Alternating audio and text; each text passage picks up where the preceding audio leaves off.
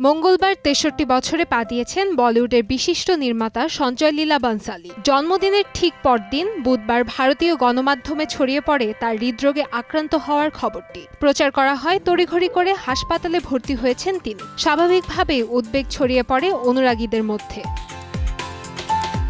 তবে পরিচালকের টিম দ্রুতই এই জল্পনার ইতি টানে। এক বিবৃতিতে জানানো হয়েছে, হৃদরোগে আক্রান্ত হওয়ার খবরটি সম্পূর্ণ ভিত্তিহীন। নিয়মিত স্বাস্থ্য পরীক্ষার অংশ হিসেবেই হাসপাতালে গিয়েছিলেন বানসালী। রুটিন চেকআপ শেষে তিনি সুস্থভাবে বাড়ি ফিরেছেন।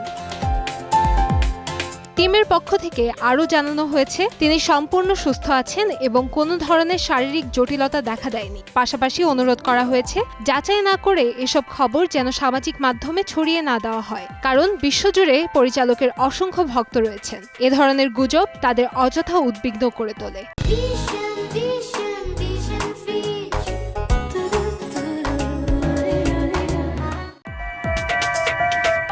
বর্তমানে আসন্ন সিনেমা লাভ অ্যান্ড ওয়ারের কাজ নিয়ে ব্যস্ত সময় পার করছেন সঞ্জয়। সিনেমাতে একসঙ্গে দেখা যাবে রণবীর কাপুর, আলিয়া ভাট এবং ভিকি কৌশলকে। কান্তাময়ী স্নেহা, সময় সংবাদ, ঢাকা।